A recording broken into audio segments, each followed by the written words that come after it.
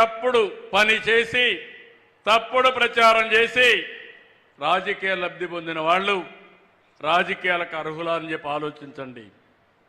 ఇది number 1. Number 2, విశాఖపట్నంలో కోడికత్తి drama జ్ఞాపకం ఉందా అని మిమ్మల్ని అడుగుతున్నా.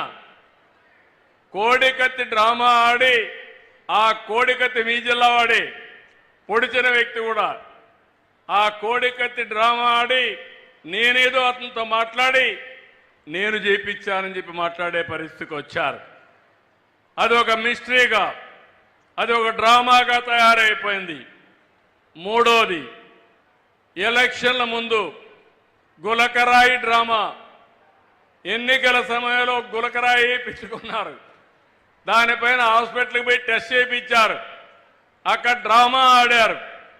డ్రామా ఆడి కడాన ఒక అమాయకుడిని చిత్రహింసలు పెట్టే పరిస్థితికి వచ్చారు.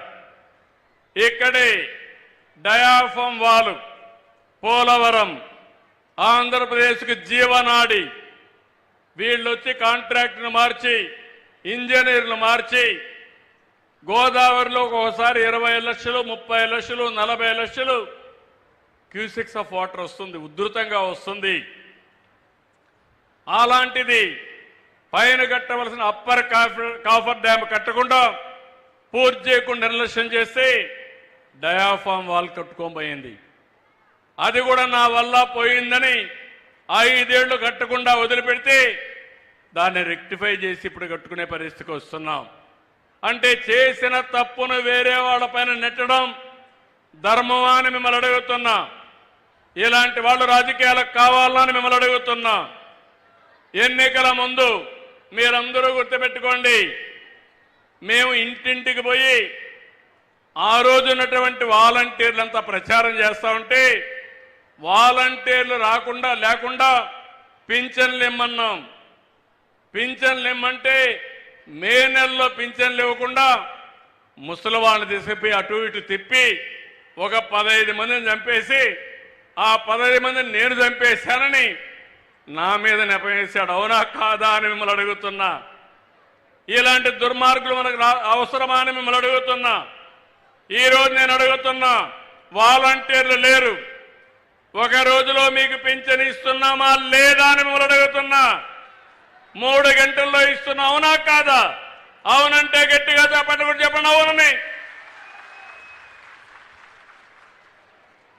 ఇంకో పక్క ఈరోజు మీరు చూస్తే నేను ఎక్కడికి పోయినా నన్ను అడుగుతున్నారు, మీరు బాగానే పనిచేస్తున్నారు, మీ ఎన్డీఏ బాగుంది, బీజేపీ ఉంది, పవన్ కళ్యాణ్ ఉన్నాడు, పనులు బాగానే చేస్తారు అని సంతోషపడి అందరూ అడుగుతున్నారు. కానీ మీ రాష్ట్రంలో ఒక భూతం ఉంది, మళ్ళీ ఆ భూతం లేదని గ్యారంటీ ఏంటని అడుగుతున్నారు.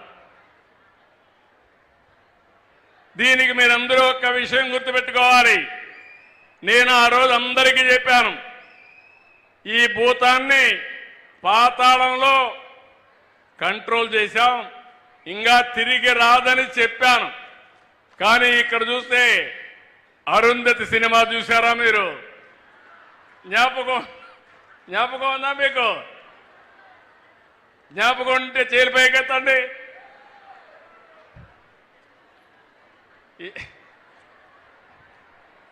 ఓకే, ఏంటి డైలాగు? నిన్ను వదలా, మీరే చెప్తే బాగుంటుంది.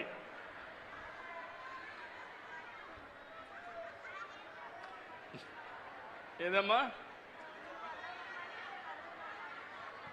నువ్వే చెప్పమ్మా. నిన్ను వదల బొమ్మాలి, నిన్ను వదల బొమ్మాలి, మళ్ళా వస్తాను బొమ్మాలి. మీరు విన్నారా? ఏమ్మా,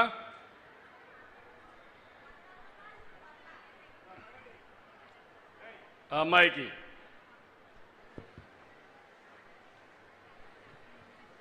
వదలా బొమ్మాలి, నిన్ను వదలా. Okay, that is good.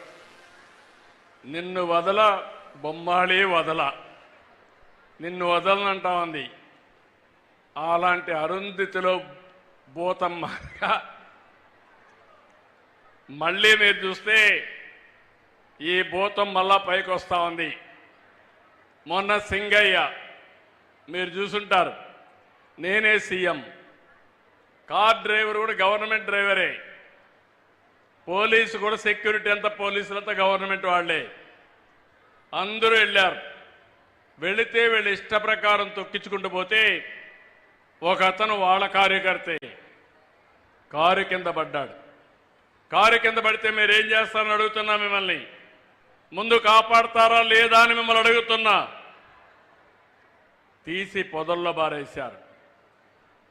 ఆ మనిషి చావు బతుకుల్లో ఉంటే అంబులెన్స్ వచ్చి తీసుకుపోతే అక్కడ వీడియో ఏమీ లేకుండా చేసి కడాన అతను చనిపోయిన తర్వాత ఆ వీడియో బయట వస్తే ఆ వీడియో బయట వచ్చిన తర్వాత ఆయన భార్యను పిలిపించి బెదిరించి ప్రలోభ పెట్టి అంబులెన్స్ వాళ్ళు చంపేశారని చెప్పి అంటారు. ఇలాంటి వ్యక్తిని ఏమనాలని నేను అడుగుతున్నా. మొన్ననే నెల్లూరుకి వెళ్ళారు. నెల్లూరుకి వెళ్ళి అక్కడ మనుషులు రాకపోతే బంగారుపాడంలో వచ్చిన మనుషుల యొక్క ఫోటో పెట్టి మార్ఫింగ్ పెట్టి ఆ ఫోటో ఇచ్చి ప్రచారం చేసుకునే పరిస్థితికి వచ్చారు. నిన్న